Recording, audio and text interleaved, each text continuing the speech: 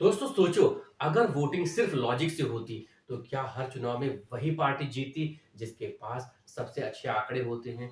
अगर वोटिंग सिर्फ डेवलपमेंट पर होती तो क्या slogans, speeches, religion, caste, fear और नेशनलिज्म इतना असर करते। सच क्या है, क्या लोग सच में फैक्ट्स देखकर वोट देते हैं या वोट देने से पहले इमोशंस डिसाइड कर चुके होते हैं और बाद में लॉजिक सिर्फ जस्टिफिकेशन बनता है। नमस्कार दोस्तों, मैं हूं आदित्य और आप देख रहे हैं आदित्य अवेयरनेस। दोस्तों, आज हम पॉलिटिक्स की बात नहीं करेंगे। आज हम बात करेंगे इंसानी दिमाग की, क्योंकि वोट बैलेट पे नहीं पड़ता, वोट पहले दिमाग पे पड़ता है। और सवाल ये है कि क्या वोट लॉजिक से पड़ता है या फिर इमोशन से। तो दोस्तों चलो स्टार्ट करते हैं आज का वीडियो। बीच में स्किप मत करना और ना ही छोड़कर जाना। दोस्तों सबसे पहले एक बात समझो, इंसान खुद को रैशनल समझता है। उसे लगता है मैं सोच समझकर फैसले लेता हूं, लेकिन साइकोलॉजी कुछ और कहती है। डैनियल कानेमन ने बताया था, मानव दिमाग दो सिस्टम पर काम करता है। सिस्टम वन तेज, जिसको बोलते हैं emotional instant. System two slow, जिसको बोलते हैं लॉजिकल एनालिटिकल। और प्रॉब्लम ये है, वोटिंग के समय सिस्टम वन ज्यादा एक्टिव होता है। क्यों? क्योंकि पॉलिटिक्स इंफॉर्मेशन ओवरलोड है। हर तरफ स्पीचेस, हर तरफ डिबेट्स, हर तरफ प्रोमिसेस, हर तरफ प्रोपेगेंडा, हर तरफ न्यूज, सोशल मीडिया। दोस्तों इतनी इंफॉर्मेशन में दिमाग शॉर्टकट लेता है, और शॉर्टकट क्या है? इमोशन। और इंसान इमोशन पर ही काम करता है। इमोशन वोटिंग क्या है? इमोशन वोटिंग का मतलब है दोस्तों, आप फैक्ट्स नहीं फील करते हो, आप डेटा महसूस नहीं करते हो, आप इमोशन महसूस करते हो।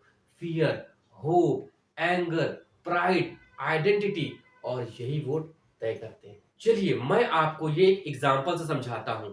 अगर कोई नेता आपको सेफ फील करवाता है, आप उसके नंबर्स भूल सकते हो, लेकिन फीलिंग याद रखती है। अगर कोई नेता आपको प्राउड फील करवाता है, आप उसके फ्लॉस इग्नोर कर सकते हो। यही ह्यूमन साइकोलॉजी है। दोस्तों पॉलिटिक्स में फियर बहुत पावरफुल है। क्यों? क्योंकि सर्वाइवल इंस्टिंक्ट। जब इंसान डरता है, लॉजिक कमजोर पड़ता है और इमोशन कंट्रोल ले लेता है। अब फियर क्या होता है ये समझो, आपके दिमाग में क्या डाला जाता है ये समझो।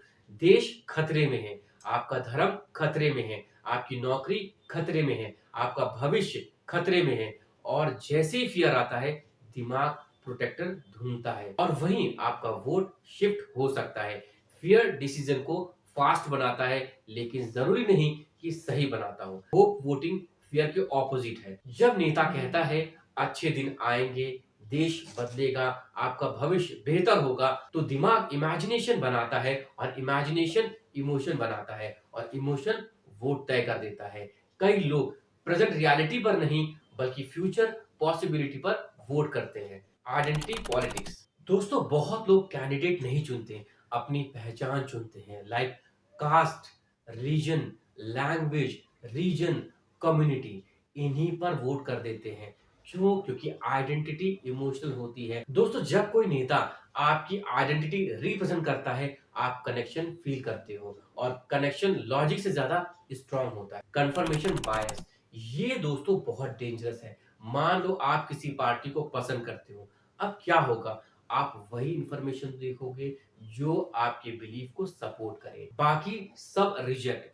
इसे कहते हैं कंफर्मेशन बायस। मतलब वोट देने से पहले डिसीजन हो चुका होता है कि आप किसको वोट दोगे, लॉजिक बाद में आता है जस्टिफिकेशन के लिए। Social influence. दोस्तों कई लोग इंडिपेंडेंट वोट नहीं देते। Family effect, friends effect, community effect. अगर घर में एक आइडियोलॉजी है, उसका असर सब पर पड़ता है, क्योंकि बिलोंगिंग पावरफुल है। इंसान अलग नहीं दिखना चाहता है। भीड़ बिहेवियर इन्फ्लुएंस करती है। अगर आपके घर में सब लोग किसी एक पार्टी को वोट देते हैं, तो ऑटोमेटिकली आप भी उसको ही देंगे। करिस्मेटिक लीडर्स ज्यादा वोट लेते हैं, तो मैं बोलूंगा हाँ।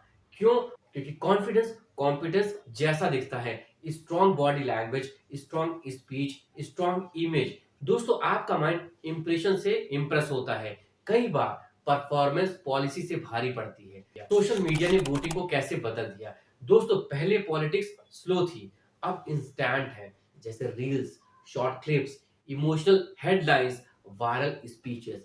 अब डीप एनालिसिस कम, इमोशनल ट्रिगर्स ज्यादा चलते हैं। अल्गोरिदम इमोशन बेचता है। क्यों? क्योंकि इमोशन एंगेजमेंट लाता है और एंगेजमेंट इन्फ्लुएंस बनाता है। क्या एजुकेटेड लोग लॉजिकल वोट देते हैं? दोस्तों, जरूरी नहीं कि एजुकेटेड लोग लॉजिकल वोट देते हैं। एजुकेशन इंटेलिजेंस दे सकती है, लेकिन बायस खत्म नहीं करती। हाईली एजुकेटेड लोग भी इमोशनल डिसीजंस लेते हैं, बस उनकी जस्टिफिकेशन सोफिस्टिकेटेड होती है और इमोशन यूनिवर्सल है। क्या डेटा मैटर करता है? दोस्तों हाँ, लेकिन लिमिटेड। डेटा तभी असर करता है जब इंसान इमोशनली ओपन हो। अगर इमोशन लॉक्ड है तो डेटा बेअसर हो सकता है। यही रीजन है कि फैक्ट से डिबेट जीत सकते हो, लेकिन बिलीफ्स बदलना बहुत मुश्किल होती है दोस्तों। Media framing, same news, different framing और परसेप्शन बदल जाता है। क्यों? क्योंकि फ्रेमिंग इमोशन बदलती है। और हाँ, न्यूज एंगर क्रिएट करे तो वोट अलग हो जाता है। अगर प्राइड क्रिएट करे तो वोट अलग हो जाता है।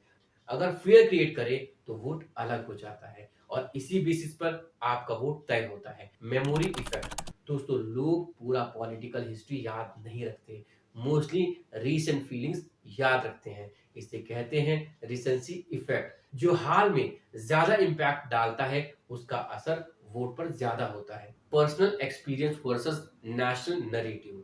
दोस्तों, अगर इकोनॉमी अच्छी है लेकिन आपकी लाइफ खराब है तो आप नाराज हो सकते हो। अगर कंट्री स्ट्रगल कर रही है लेकिन आपकी लाइफ बेटर हुई तो आप पॉजिटिव हो सकते हो। मतलब पर्सनल इमोशन डेटा से टकरा सकता है, क्योंकि कुछ इंसान सेल्फिश टाइप के होते हैं, वो अपना भला ज्यादा देखते हैं, कंट्री का नहीं। क्या प्योर लॉजिकल वोटिंग पॉसिबल है?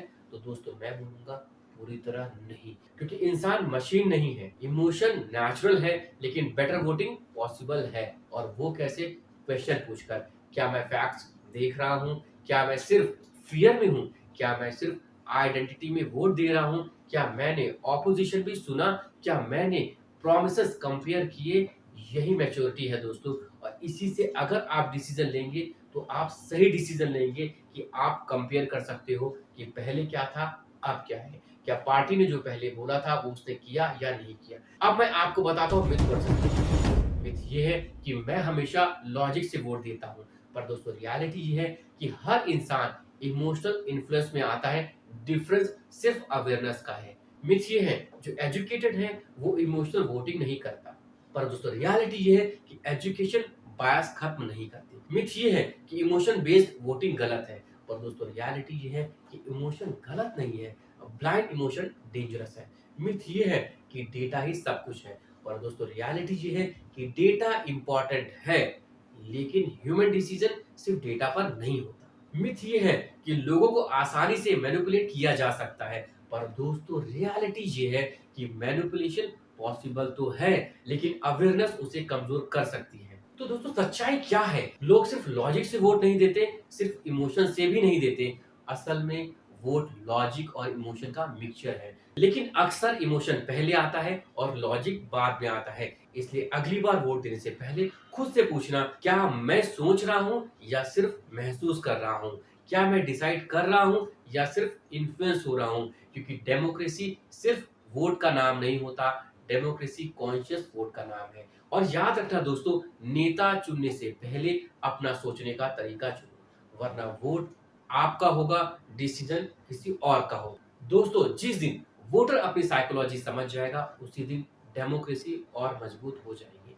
और हाँ दोस्तों, लास्ट में मैं आपको बोलूंगा, अगर आप केवल जीना नहीं चाहते बल्कि अवेयर भी रहना चाहते हैं तो आदित्य अविनाश को अभी फॉलो कर लो, क्योंकि यहाँ पर हम लोगों को गुमराह नहीं करते बल्कि अवेयर करते हैं। दोस्तों, आज का वीडियो यहीं तक था। मिलते हैं नेक्स्ट पावरफुल और अवेयरनेस वीडियो के साथ। Till then stay safe, stay healthy. Thank you.